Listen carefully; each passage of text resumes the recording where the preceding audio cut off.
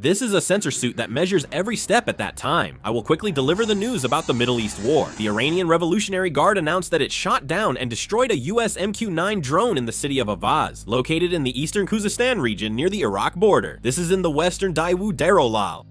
You can see the wreckage of the US MQ-9 drone near Aqaba International Airport in Jordan. The Iranian military attempted but failed to attack Jordan International Airport. Black smoke is rising.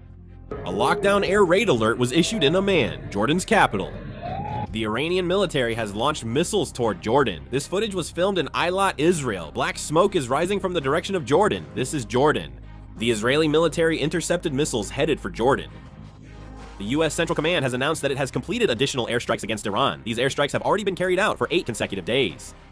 The U.S. Central Command stated that it has successfully struck Iran's coastal surveillance and air defense facilities, air defense installations, naval forces, and missile and drone storage sites, continuously weakening Iran's military capabilities.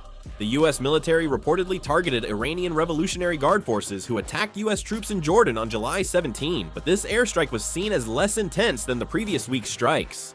The Iranian military also said it attacked 2 key U.S. bases in Kuwait with drones. The Iranian military announced the attack targeted the Al-Adayri ammunition depot and the Patriot radar and air defense system at Al Salim base. The Kuwaiti military said its air defense is intercepting Iranian missile and drone attacks, while Iran claimed it targeted 2 U.S. bases in Kuwait with a major drone strike. In a statement released through official media on Saturday, the Iranian military said it attacked the Ali al-Salem air base and the Adara base in retaliation for repeated U.S. attacks. Military authorities said the attack targeted the U.S. ammunition depot at Adara base and the Patriot radar and air surveillance radar system at Ali al-Salem base.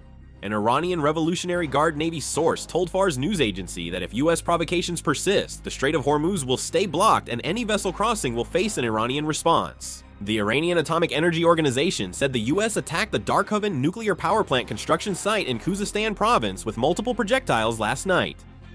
The Trump administration signed a nuclear deal with Saudi Arabia, letting Saudi Arabia enrich uranium for its civilian nuclear program. A draft agreement has been prepared, but President Trump hasn't signed or sent it to Congress yet. This proposal is controversial because it doesn't require Saudi Arabia to adopt the IAEA's strictest inspection regime, relying instead on a separate safeguards agreement with the United States. The Kuwait Ministry of Electricity posted on X that power plants and desalination facilities were attacked for the second time in 2 days. This attack occurred after Iran launched attacks on several countries in the Persian Gulf on Sunday. Qatari Emir Sheikh Tamim bin Hamad Al Thani met with Iraqi Prime Minister Ali Al-Zaidi in Doha.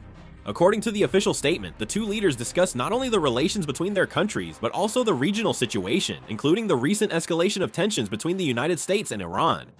If there are more updates, I'll make and upload another video. Thanks for watching. No?